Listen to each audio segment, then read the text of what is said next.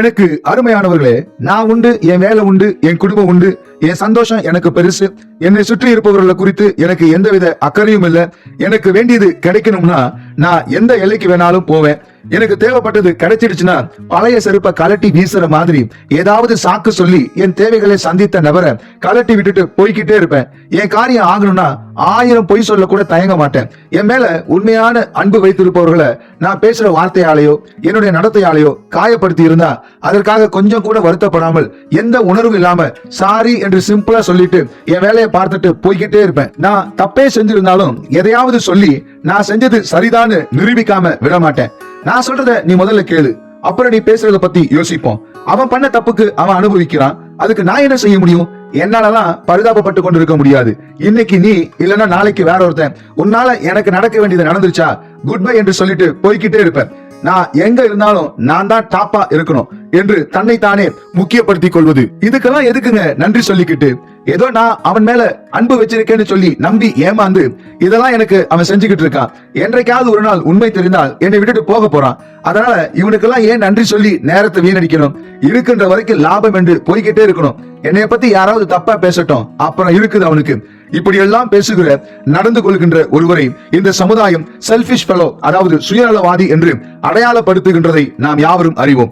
இப்படி சுயநலமாய் வாழக்கூடிய மனிதர்களை பார்த்து பரிசுத்த வேதாகமம் சுயநலவாதியே உனக்கு ஐயோ கேடு என்றும், நீ உன் சுயநலத்தை விட்டு மனம் திரும்பாத பட்சத்தில் உனக்கு கிடைக்க வேண்டிய நித்திய பரலோக வாழ்வுக்கு பதிலாக நரக அக்கினி நிச்சயமாய் உனக்கு கிட்டும் என்று எச்சரிக்கின்றது. பரிசுத்த வேதாகமத்துல நம்முடைய வழியும் உண்மையும் நம் வாழ்வின் ஆதாரமுமாக இருக்கின்ற நம்முடைய உயிர்த்தெழுந்த ஆண்டவரும் இரட்சகருமான இயேசு எந்த சூழ்நிலையிலும் தன்னலம் பாராட்டாமல் தன்னை சுற்றி இருப்பவரின் நலனில் அக்கறை கொண்டவராக மட்டுமே இருந்ததை நாம் காண முடியும். சுயநலமாக இருத்தல் கூடாது என்பதை குறித்து பரிசுத்த வேதாகமத்தில் இப்படியாக குறிப்பிடப்பட்டிருக்கின்றதை நாம் காண முடியும். எதையும் சுயநலத்தோடு அல்லது வீண் பெருமையோடு செய்ய வேண்டாம். உங்களை விட மற்றவர்களை மேலானவர்களாக எண்ணுங்கள். ஒருவனும் தன் சுயநலத்தை தேடாமல் பிறருடைய நலத்தையே நாடட்டும். உலகத்தின் செல்வங்கள் அனைத்தும் உள்ளவனாய் இருந்து தன் சகோதரனுக்கு ஏதாயிலும் தேவைப்படும் போது அவன் மேல் இரக்கம் காட்டாதவனாய் இருந்தால் அவனிடத்தில் தேவனுடைய அன்பு எப்படி நிலைத்திருக்கும்? பொறாமையும் சுயநலமும் இருக்கின்ற இடத்தில் குழப்பமும் எல்லாவிதமான பொல்லாத செயல்களும் உண்டு. சுயநலமாக இருந்து தங்கள் உயிரை காப்பாற்ற முயற்சிப்பவர்கள் அதை இழந்து போவார்கள் என்றும், இயேசுவுக்காக தங்கள் உயிரை இழப்பவர்கள் அதை கண்டுபிடிப்பார்கள் என்றும் கூறப்பட்டிருக்கின்றதை நாம் காண முடியும். பரிசுத்த வேதாகமத்துல இயேசு சொன்ன ஒரு உவமையில பணக்காரனாய் இருந்த ஒருவருடைய நிலம் நன்றாய் விளைகின்றது. நன்றாய் விளைச்சலை தந்த நிலத்தை கண்ட அவன், நான் என்ன செய்வேன்?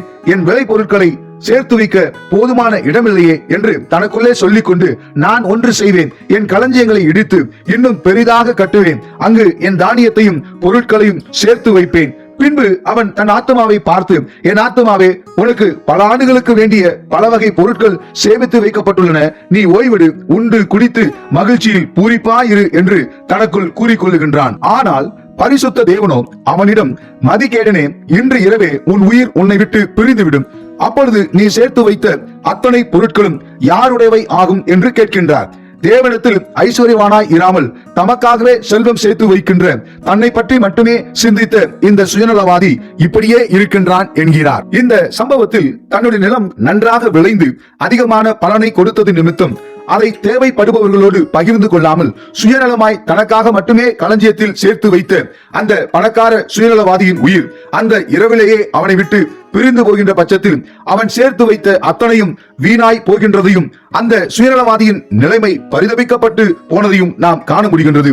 நல்லவர்களைப் போல நாடகமாடி நம்முடைய தேவைகளை எப்படியாவது நிறைவேற்றிக் கொள்வதை தவிர்ப்போம். பிறர் மீது இரக்கம் காட்டுவோம்.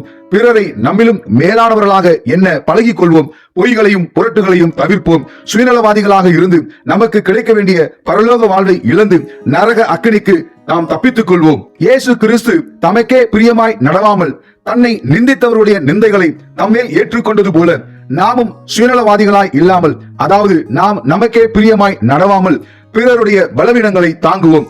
ஆகவே எனக்கு அருமையானவர்களே, சூழ்நிலைகளை காரணம் காட்டியோ பிற மனிதர்களை காரணம் காட்டியோ எந்த தருணத்திலும் சுயநலவாதியாய் இல்லாமல் நம்முடைய உயிர்த்தெழுந்த ஆண்டவரும் இரட்சகருமான இயேசு தன்னலம் துறந்து பிறநலம் பாராட்டியதைப் போல நாமும் சுயநலவாதிகளாய் இல்லாமல் பிறநலம் பேணுவோம். பரிசுத்த தேவனுடைய ஆசீர்வாதங்களை உரிமையோடு பெற்றுக்கொள்வோம். இக்காணொலியில் இறுதி வரை கண்டும் கேட்டும் உணர்ந்தவைகளை தங்களின் அன்றாட வாழ்வில் கைகொள்ளப் போகின்ற உங்கள் யாவரையும் பரிசுத்த தேவனும் உயிர்த்தெழுந்த ஆண்டவருமாகிய இயேசு கிறிஸ்து அளவில்லாமல் ஆசீர்வதிப்பாராக.